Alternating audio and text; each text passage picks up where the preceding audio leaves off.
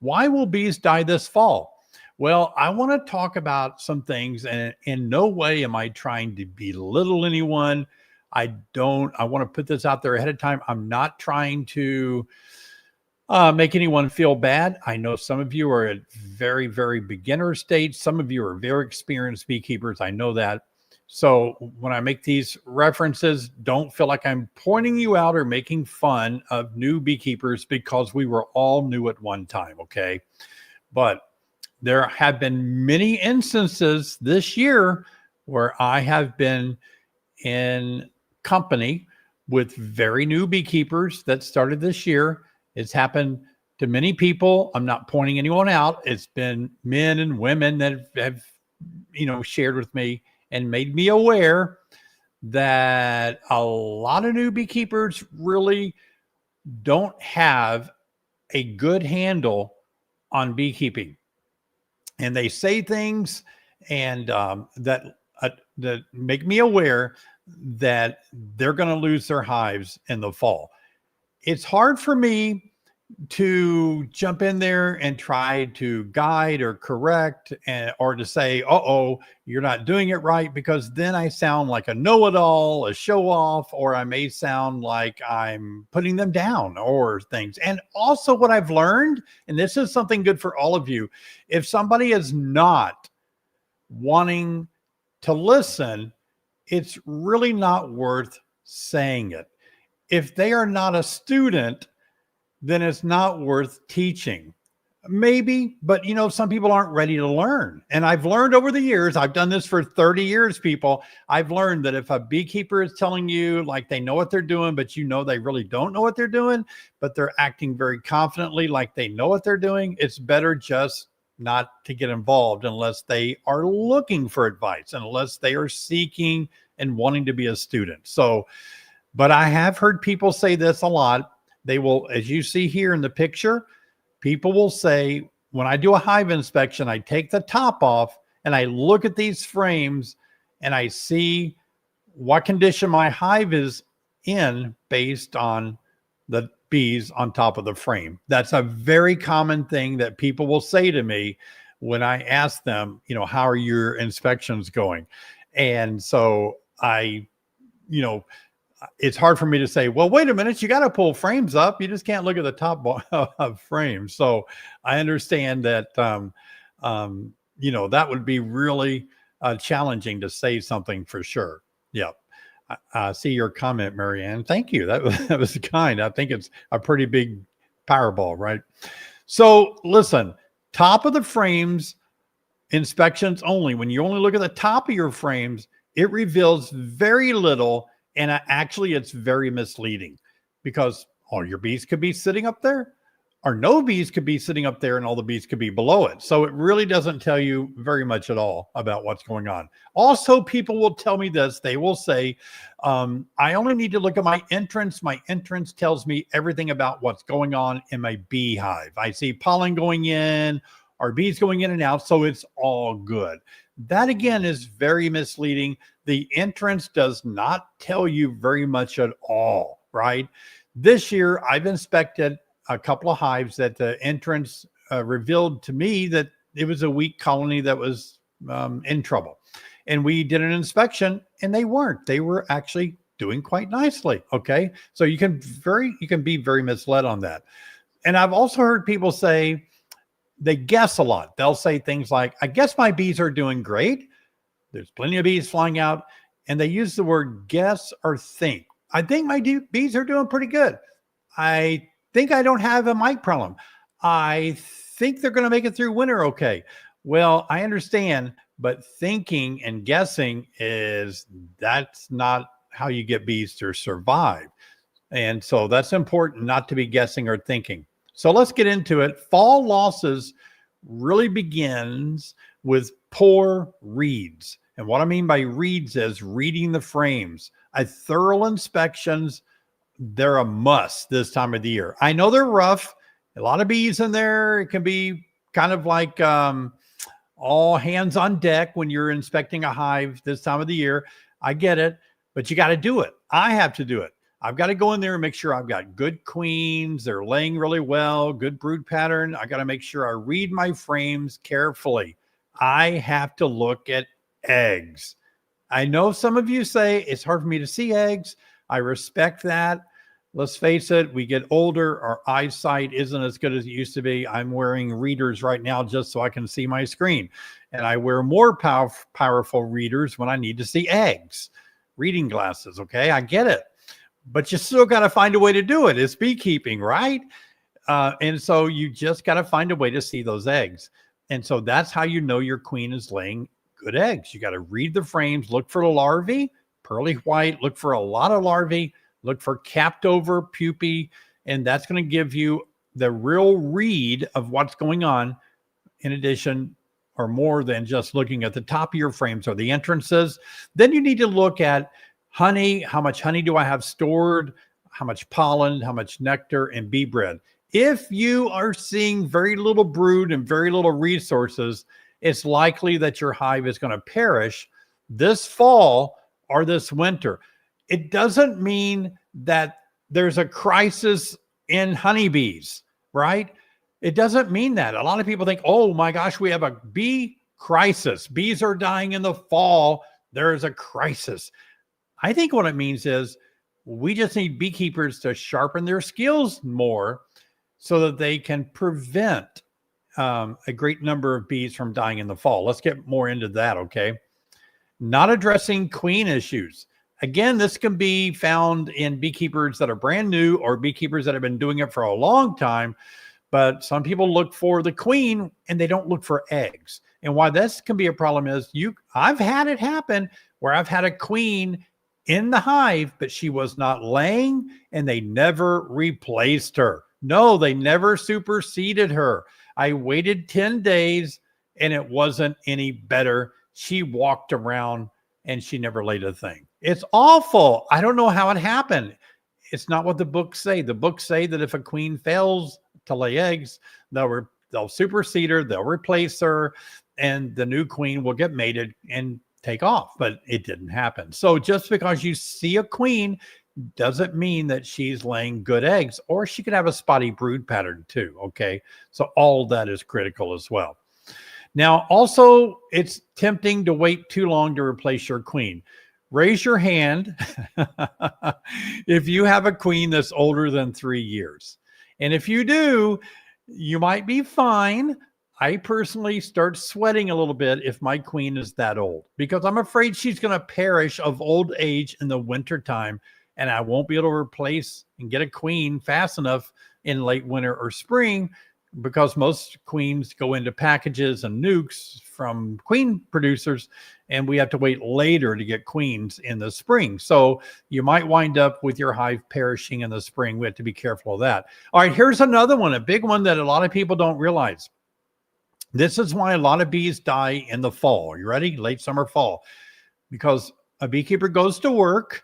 They've looked at their hive. It looks pretty good and everything. They've been in there 2 weeks ago looking around. They didn't see anything unusual. They go to work, and what they don't know is that while they were at work, the colony swarmed. It swarmed with their queen, right?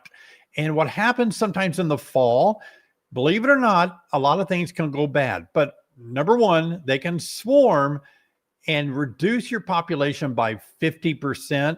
And that's like taking half your hive away. And so now your bees are weakened. Now they also have to take one of the new virgin queens, raise it. She has to take a mating flight among all the dragonflies and all the birds that want to eat her on her mating flight. She has to mate with drones if they're still around out there in the fall. And so that may be a smaller drone congregation area. So she may not be mated as well, or may not mate at all, or get eaten by a bird or something. And now you're queenless, and you may not know it. You may not know that they swarmed. You really can't tell in the fall when you open up a hive after they swarmed and you didn't know it. Numbers kind of look the same. You really can't tell a difference that half the bees are missing. I know it sounds weird. You think you would, but bees all piled on top of each other, it's hard to detect. So fall is a time for you to start looking for swarm cells, okay? just like we did in the spring. If we don't want our bees to perish in the fall, we have to start looking for swarm cells. So don't let that slip you by. Also, when we fail to prevent robbing. Now, robbing can occur and happen, again, while you're at work, or maybe while you're not even looking, and all your bees are being robbed out by another strong colony. Your colonies or somebody else's colony or a pharaoh colony in a tree somewhere may rob your bees out. Robbing can happen without you noticing it. And when this happens, bees are killed in your colony by high numbers. Hundreds, if not thousands, will fight and be killed. Your numbers are going to be reduced. And when they're reduced, the resources are stolen. That's why it's called robbing. They will steal from your colony, from the hive. They will steal honey, nectar, all that stuff. It'd be gone. And that reduces your bees' chances to live and to raise brood of winter physiology when they get robbed out. Oftentimes, it's not unusual for the queen to be killed.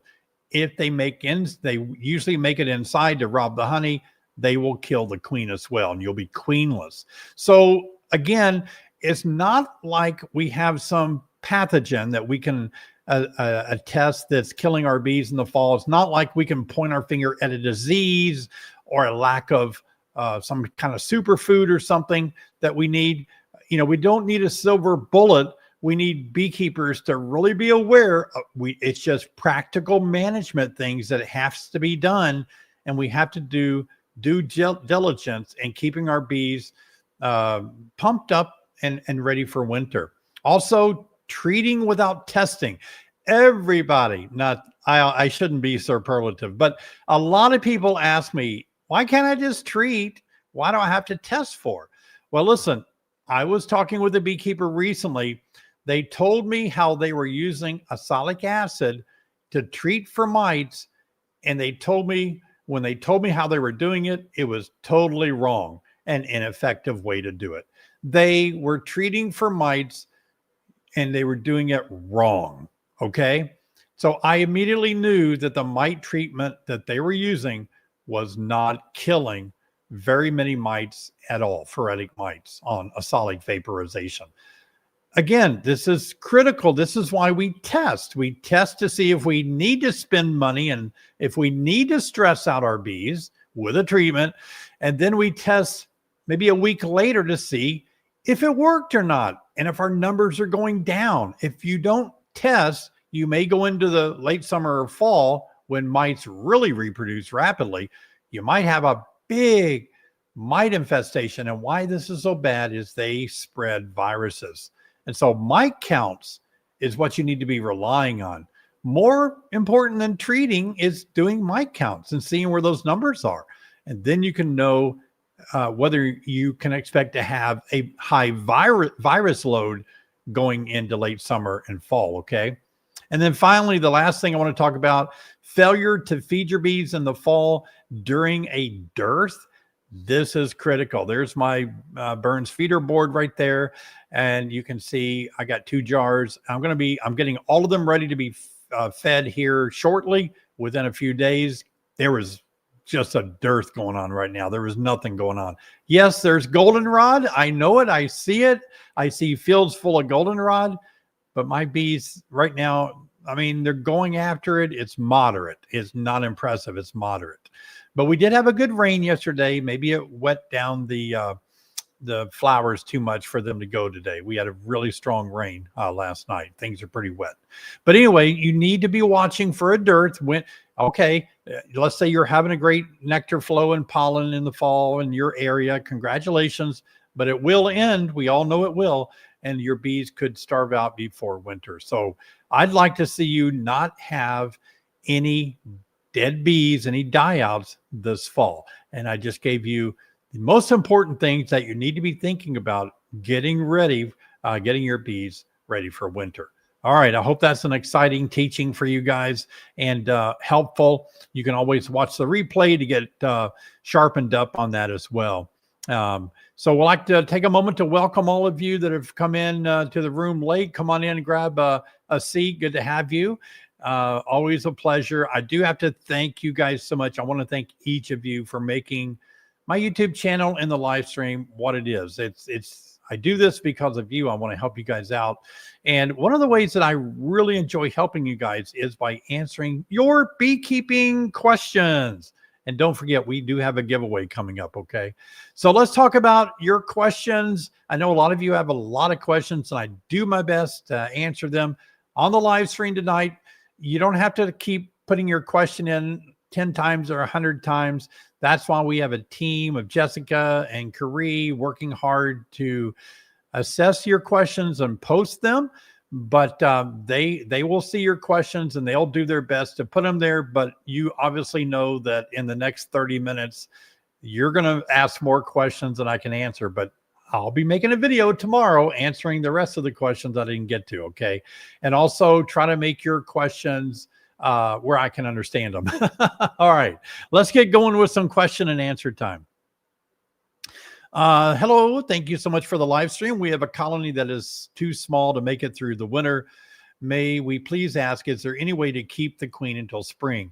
That is a tough thing that I've been experimenting with, and I have been unsuccessful with it.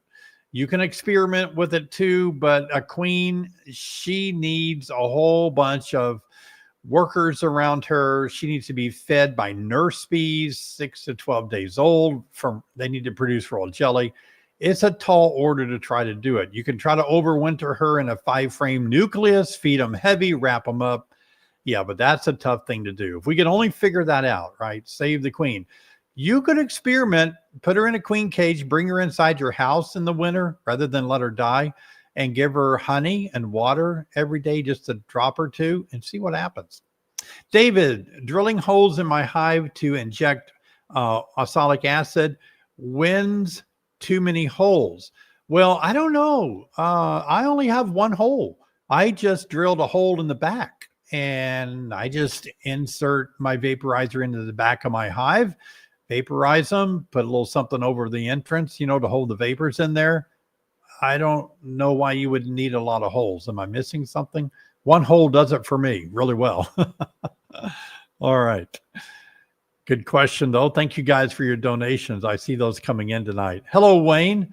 Roof flashing instead of queen excluder, does it work to keep the queen down?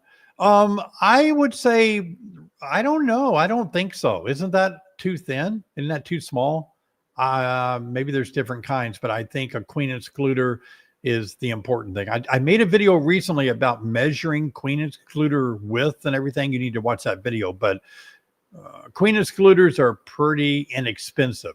And whether we want to face up to it or not, if you're a beekeeper, you're going to have to spend money buying beekeeping parts. I mean, I understand wanting to do it yourself, but that can be hard too, finding things around the house. Hi, David and crew. I've watched your videos on moving a hive a short distance. Do you have any advice on moving hives 100 miles? Thanks. Every week I answer this question. Go in there at night and block them off, tie down, strap the whole hive really tight, load them up on a trailer or a hive, move them as long as you can in darkness. That's the key. Take all the equipment you need to keep things safe in case they fall over. Hey, Rich, thanks for your donation tonight. Thanks, David and team. We always leave with more knowledge on bees every live stream and video. We appreciate everything. Hey, I appreciate that, Rich. Yeah, I really do appreciate it a lot. Hello, David. I'm wondering if seeing empty queen cups on the bottom of frames means anything for the fall. I see that too. I do too. We keep checking and there's nothing in there. So as long as there's nothing in there, I'm not too worried, right? Keep watching it though. Yeah. They can swarm in the fall. Hey, Jeff, how are you doing?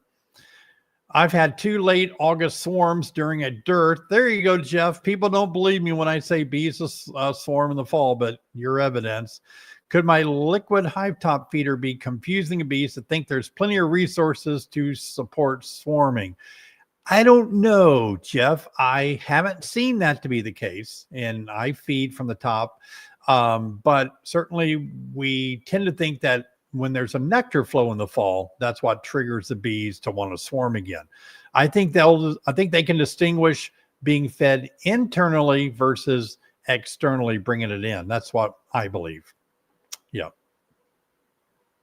When do you use green drone combs? I'm in Florida. Well, thanks for watching from Florida. I use green drone comb in my hives off and on, but the best time to do it is put it in there in the spring, about about one or two frames from the wall. And then you want to put it in there in the spring. That way they have time to draw it out. And so then you want to take them out before winter if you can. It works better that way. Yep. Thank you, Matt, for your super sticker, and all of you for your super stickers tonight. Appreciate that. Yeah. Green drone combs aren't going to do much in the fall. They start killing their drones. I have a lot of bees checking out my bait hives. They are only 50 feet from my hives. Can they still swarm? I'm in Long Island, New York. Yes, absolutely. Just mentioned that bees swarm in the fall, even in New York. Absolutely. So that means somebody's hive somewhere is sending scout bees out. Hello, my friend Ryan, Lavender Fields. Good to see you. Going to order about a dozen more winter bee kinds. Hope to have plenty. I love them. They worked well last year. Hey, thanks, Ryan. My winter bee kind boards, if those of you don't know, I've made those for 15 years. Thousands of beekeepers get them every year. They overwinter. They have insulation, a little bit of ventilation, but mainly the candy, the vitamins, minerals that bees need to make it stay in the winter. So those are selling fast too. So thanks, Ryan. I appreciate that. Yeah. Hey, Dan. Northwest Illinois, 4 colonies, feeding all 4s using your 1-to-1 recipe. Thank you so much. Robber screens on all 4. All are queen right, strong and balanced, but one hive is still getting robbed. Suggestions. Wow. Yeah, that's just tough. You know, in the animal kingdom, these creatures are going to want to build up before winter at all costs. And robbing is a way that a lot of creatures prepare for winter. You might have to move that hive somewhere else if you have that luxury to get it out, or you can try to do a community feeder really far away to see if you can entice robbers to go there and set it on those hives. Thank you, Wayne, for your super sticker tonight on the live stream. Come on in, everybody. Good to see you guys. Be sure and give a thumbs up and subscribe. I appreciate it. Hey, Ryan, if my local mixed breed queen is producing calm, productive bees with no laying issues, should I keep breeding from her line or buy a professional breeder's queen? Well, what makes a professional breeder queen is basically just that title, right? You know, professionals are people that get paid for what they do. So I guess if you got a breeder queen, she's getting paid for what she does. But no, you got a good queen, keep using her. I would graft off of her and just see how the next few generations do. You'll probably be fine. Thank you, Katie, for your super sticker tonight. Wow. Hey, Vernon, new beekeeper, can you overfeed bees? I've been feeding a lot. They will continue to forage. Will they continue to forage when they feed? You know, bees, they're called Apis mellifera for a reason, and that's because they are honey or nectar carrying bees. They will wear their wings off. Thank you, Mike, for your donation. Bees will wear their wings off trying to get nectar in the hive, and you feed them. They love to get food in there. That's what they live to do. I don't think you can overfeed them unless they get honey bound. Keep an eye on that for sure. Yeah. Hey, Jacob, new beekeeper here and first hive. Wow, that's great.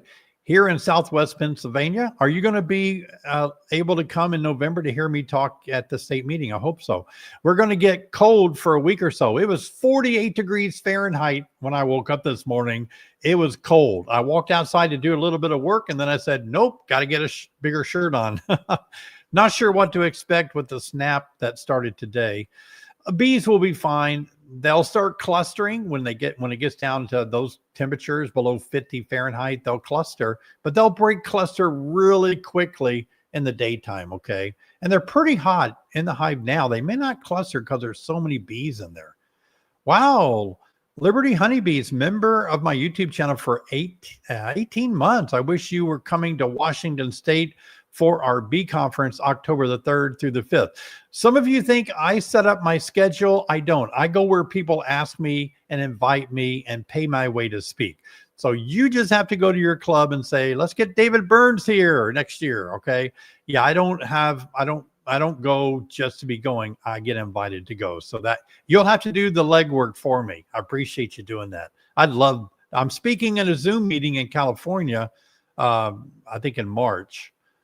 South Carolina beekeeper, if 1 to 7 hives have mite tested at 5 per 300, would you still treat or check again in a month or so?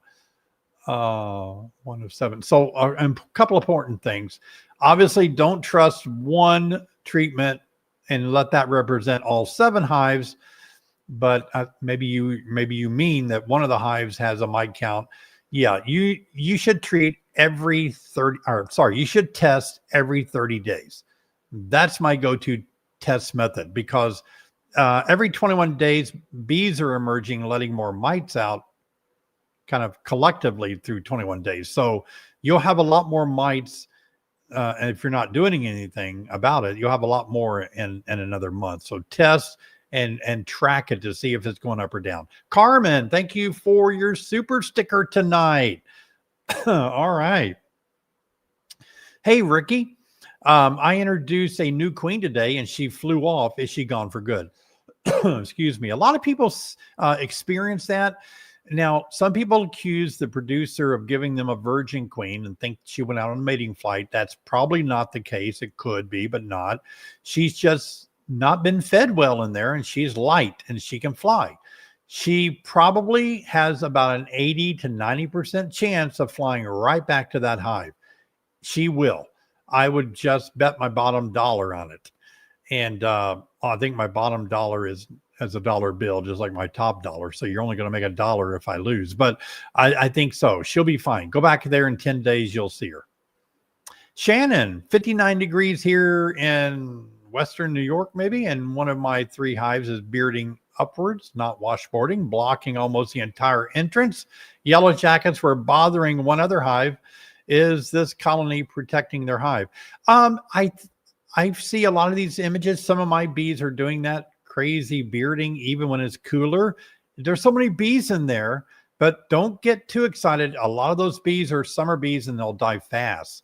But a bunch of them at the entrance sure does help guard the entrance. That's for certain. Yeah, absolutely. Harold, how are you doing, buddy? Can you give a quick description of a hive layout for an overwintering hive from top to bottom? It depends on your configuration. Here's what I like to do if it works out this way. I'd like to see a good, let me go number wise. I'd like to see 3 or 4 frames in the bottom with good amount, if not all honey, but a good amount of honey, bee bread, and pollen. And but mostly brood. The rest of it needs to be brood. 5 to 6 frames of stages of brood. Now those frames of brood can have a rainbow effect of pollen and honey on them. Okay, that's the bottom. Mostly brood, but honey and pollen, bee bread in there. On the top deep, I like to see more honey than I see brood, and I like to see 3/4 of all frames rainbow filled with nectar or honey, and the bottom part of the rainbow filled with brood. That is the ideal world. And this year, thankfully, a lot of my hives are stacking up this way. And I'm really happy about that, because they'll stay lower and they'll move their way up into the honey as the season goes on. So I hope that's the description you're looking for. That's a good question. Hey, Jim, screen bottom board or solid bottom board for the winter in Southwest Georgia. My goodness, you could run your bees in Southwest Georgia in a screen hive. You can make your whole hive out of a screen and they'd be fine down there in Georgia. My goodness. Holy cow. I know Georgia, and wow, it does get cold. I understand, but not like it does in Illinois. Coin toss on that one. If you do use a solid bottom board, you're going to have probably more detritus. There you go. You're going to have more detritus on your solid bottom board that you have to clean off throughout the winter. But yeah, that's a coin toss. Either way, it's probably going to work good for you down there. That's funny. Hey, Larry, good to see you. Thorough inspection makes sense, but can you have a hive open for too long in the process? Yeah, I mean, I often say you can make quicker. You don't have to look at every single frame, right? Pull 2 or 3 frames up in the top deep, set it aside, pull 2 or 3 up in the bottom deep. So you're not having to look at all 10 frames unless you suspect an issue. And then you're going to have to look at all the frames. Too long is probably more than 20 minutes. 20 minutes is way too long. Alex, I want to thank you for your donation tonight. Appreciate you thanking us for teaching and all the helpful things. And you highly appreciate that. I appreciate that, Alex. Yep. Well, I'm working hard. Some of you have left comments. A couple have left comments. I made this video about some struggles that I went through many years ago. And some of you watched that. It's nothing but my struggle, not my struggle in beekeeping, but my struggle in life. And some of you left some very encouraging comments about that. I appreciate that. I made it last summer, I think. But I respond by saying, some of you really get me. You know, you see who I really am. Some of you probably think I'm different than I really am.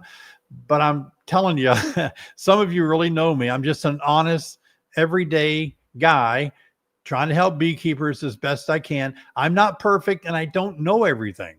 And I make mistakes and I'll make more mistakes. And so sometimes I don't mean to, but I can give out wrong information, but I correct it. Okay. Just an everyday guy. So I appreciate you guys seeing me for who I really am. I try to be honest and sincere and as transparent as I can on YouTube. Hey, James, my bees seem to be agitated when I smoke them. I'm using burlap. Should I use something else? I don't know what the agitation means. All bees are going to run around and move when you smoke them. But yeah, you might try something else if they're trying to come up and sting you, or if they pile up on the entrance of your smoker nozzle. Yeah, try to use something different. Maybe that burlap is strange to them. They don't like it. My bees don't mind burlap. Going to do this question and then we're going to have our giveaway. So hang on there for the giveaway. I think you're going to like tonight's giveaway. We are new beekeepers. Hey, Mike, we harvested about 20 pounds of honey, but we don't know how fine we should filter it. We've seen 200, 400, or 600 micron filters. What do you suggest? So when I do mine, I don't call them filters. I call them strainers. But when I do mine, I usually target about, it depends on what kind of mood I'm in. If I'm in a hurry, I'll do 600. If I really, and that's what I use for my own consumption. I mean, I don't even, to be honest, sometimes I don't even filter some of my honey because I like the wax and a few bee legs once in a while. But okay, I get it. Doesn't look good to see parts in there. You don't want detritus in your honey. So anyway, 200 will take it really fine. The smaller the number, the finer it is. So that's really going to filter out a lot of things. Still going to be plenty of gap for pollen grains. So you're fine. It's your personal preference on filtering. All right, let's have a giveaway tonight. I'm going to show you what I'm going to give away tonight. This almost was hard to get for a long time. Oh, we topped 800 people that had crowded into the room. That's cool tonight. So do you see this life cycle of the honeybee? Where am I? Here I am over there. I got this when I was so young and I just loved it. This, if you don't have this and you don't win it tonight, you got to get it. I have it right here. Look at this. So here it is rolled up. Yeah, you can see it rolled up there. Okay, here it is. And this was given to me by Stevie King. Now, Stevie King, he actually is part of, he actually runs King Bee Beekeeping Supply and Honey Cells in Rockville, Indiana. And I promised him I'd give a shout out for giving us this to give away tonight. But Stevie King, a lot of you know him if you live in the Indiana area. He actually sells our winter bee kinds and our Burns feeder boards from his location. That's cool. If you live in that area, you don't want us to ship you one, you can save some shipping and pick them up there, the winter candy boards. But back to this. Look, it has so many cool things. It has the ages of development to your left there. Queen, worker, drone, when they're larvae or eggs, larvae, pupae. It has what a queen cell looks like on the mid comb there. It shows all the work that they do at different ages in their life. This you have to have, okay? You got to get it. Hashtag prize. It is awesome. Mine looks like it was made in 1811. It's all torn up around the edges. It's got cake on it. I think I had it on a table one time or something and I spilled cake on it. I don't know, coffee or something. Oh, I love this. I really do. I refer to this a lot just to refresh my memory. This poster, you've got to get it. Look, you may want to, hopefully you'll win this, but if you don't win it, you can find them. I know Better Bee sells them. I appreciate Dr. Peck is one of the people we love to have on our live stream, and he is part of Better Bee, educational and research and all that. And he'll be on here coming up in the next few months, I'm sure. But anyway, Better Bee sells them. But if you don't win it tonight, try to get one, put it up in your bedroom or your shop or your bee room or something. And it's going to help you. If you don't know what a queen looks like, there's a picture of a queen on there. Okay. So this is a cool poster. So we're going to give this poster away tonight. And I decided, I think what I'm going to do is I'm going to give away my bee suit next week. So the bee suit, it's over there. It's the Sting Stopper bee suit. We'll be giving that away next week. All right. So tonight, let's see who's going to win the prize of the poster. We'll get that shipped out to you. All right, Robbie, let's set it up. See who's our winner tonight for the poster. That way you guys can have a quick reference to things you're wondering about in bee biology. It's real important. And after this, we'll get back to more of your important questions. Robbie, hit the button. There it goes. Who is going to win tonight? All right, let's see. You're going to be the proud owner of the poster. Shanna, look at you. All right. Shanna Hickerson, email us within 24 hours. Please email us your information so we can get this shipped out to you. Email us at beaksquadwinner@gmail.com. You can see it going across there, Shanna. beaksquadwinner@gmail.com. We'll get that shipped out to you. That's cool. It's so fun. Robbie, I tell people about the shirt that I have some that talk about if you don't see in your hive weekend days. This is a great shirt. I think Robbie's going to bring that up. Okay, there it is. Okay, there you go. Look at this. This is the front of the shirt that I love to wear, and I love this shirt. And it says, if you're a queen, do you have a virgin queen? Do you see eggs? No larvae present? Is your honey uncapped? 10 days. This shirt's available. Something scroll across the bottom. A shirt that everybody should have. And I'm working really hard tonight. But this is a great shirt. Rock's going to put a link. There it is at the bottom. You can see. So honeybeesonline.com merch, and you can pick that shirt up and wear it. And it does work. I mean, having you can wait 10 days and things really do improve. I'm hoping my internet can improve too. I see that it's a little weak. Bear with me. Okay. All right. Let's get back to answer some more questions. All right.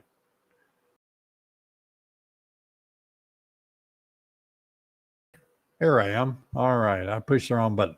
All right, Terry, my husband built me an extra honey super, and he painted the outside and the inside, which he didn't know you weren't supposed to paint the inside.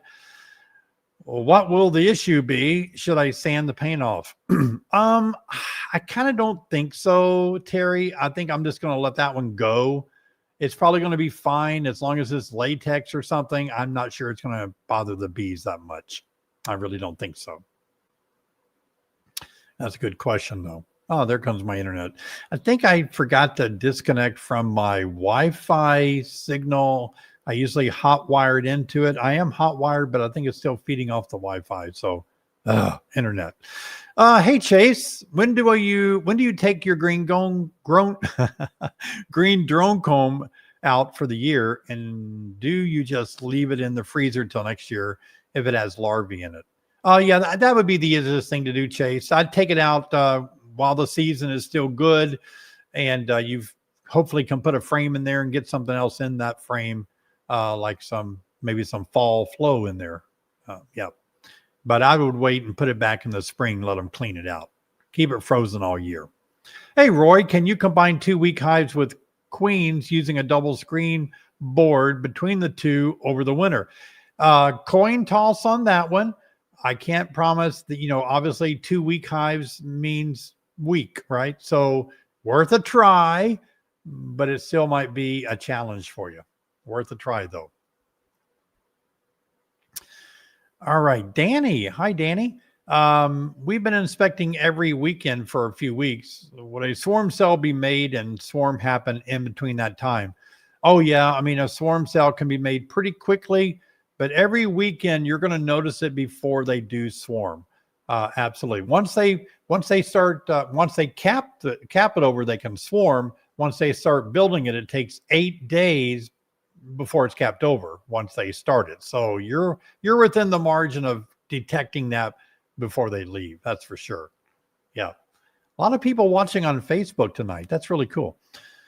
Let's see. Abigail, do my bees need a break in feeding in order to trigger the production of winter bees, diutinous bees? Thanks for all your advice.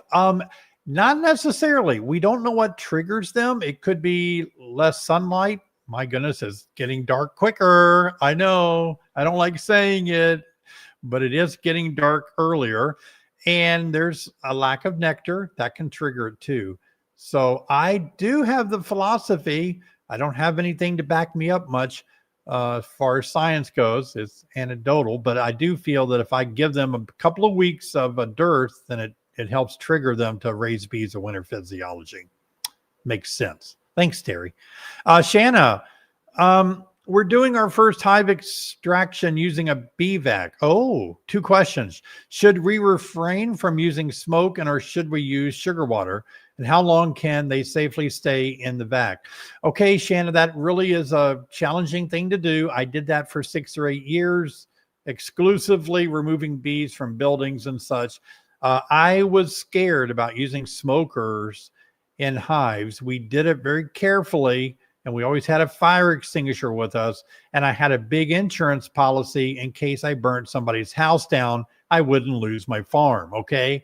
So you can easily spray, you know how when you're using your smoker, a little spark of something could fly out of there. And so you have to be very careful. Use it very spare. I wouldn't use sugar water. I don't like doing that.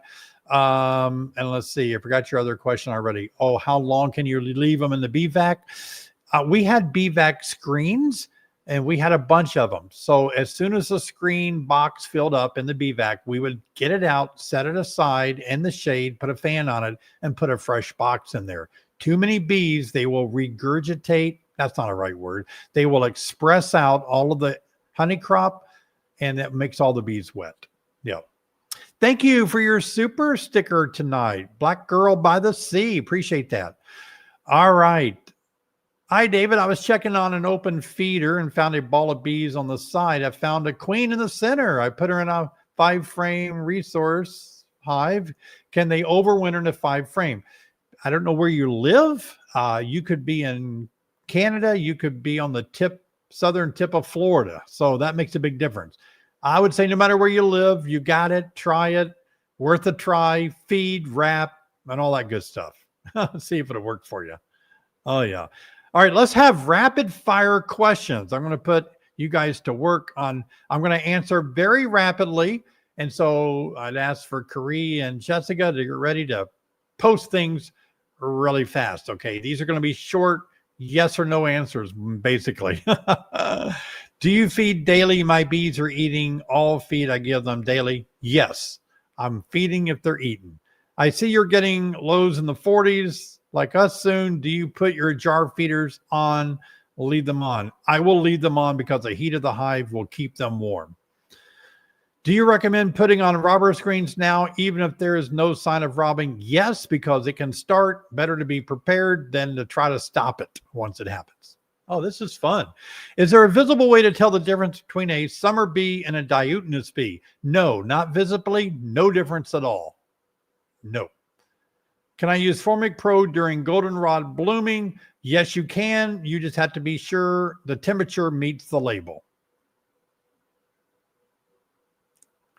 Matthew, whatever happened to the hive that had 2 queens? Sorry if I missed that video. Yeah, we went back in and they got rid of one and kept the one I didn't think they would. They surprised me. When do we stop checking for mites in the winter? Fall in colder parts of the USA. We are your last inspection. Whatever you can't go in there, 65 degrees or cooler, that's, you can't go in anymore. That was your last inspection. That was your last test. Hey, Jeff, do people need to be a YouTube member to the channel in order to win giveaways? Absolutely not. I could do that, but I haven't. You don't have to be a subscriber. I may change that one day, but no, show up and get into the live stream and you have a chance to win. Huh. I have quite a few super frames with uncapped honey that won't get capped. Best to just leave them on the hive. I don't need the honey. Yeah, it's fine. And especially if you have all 10 of them that way, it helps the bees have a little extra food if they move up in them. All right, a few more minutes of rapid fire. What is the best beekeeping book for inspiring a beekeeper? My book that Sheri and I wrote. I don't have a copy of it, Sheri. Backyard Beekeeping. You don't have our book. You should get that. You can hear more of our personal story of how we got going into beekeeping. Plus, it's autographed when you buy it from our website at honeybeesonline.com. That's a good book. If you want to go more in scientific, there's a lot of books that I would recommend that I've made a whole video. Type in, after this video, type in David Burns Beekeeping Books, and I go into more details about those books. Ricky, I don't have burlap to cover the hive while inspecting. Is there any other material I can use? Yes. Critical thinking skills there. Ricky, just use anything that makes sense to you. A towel, a sheet, a board, anything.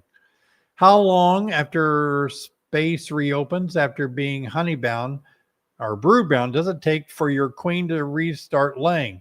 Oh, not long at all. 24 hours. They can clean up cells and she can start laying really fast. Do you need small hive beetle traps in the winter? Small hive beetles are going to stay in the winter cluster. You can keep them in there if you want to, but they may not get over into it. But why not leave it? Can you feed bees too soon where the bees don't experience the dearth and therefore fail to raise bees in winter physiology? I just answered that. I wouldn't worry about it. I don't think it's an issue, Ron. No. We are wading through the questions, aren't we? That's cool. Me and Patrick may not have any questions left over tomorrow. How many days does the queen come back with? Oh, wait a minute. How many days does a queen come back with after a mating flight? Well, she goes on a mating flight. She's gone about 17 minutes. And so she arrives back just after a very short mating flight. It can be anywhere from 10 minutes to 30 minutes. She'll be back. And she may go out on another one that week, but that's it. Best way to store honey supers through the winter in your freezer. Hey, Carrie, good to see you. I'm going to try really hard to be at your meeting in December, by the way, in Indianapolis there. Thanks for the invite. But I think freezing them is good. Keep them in a climate-controlled room. Karen, what type of oil do you use for small hive beetle? That's not a moth, but small hive beetle. Vegetable oil works really good. Seems kind of safer than motor oil. Hey, Amber, what's your winter plans this year? To wrap or not to wrap? Maybe an experiment. Boy, I am struggling. I'm probably going to lean toward wrapping.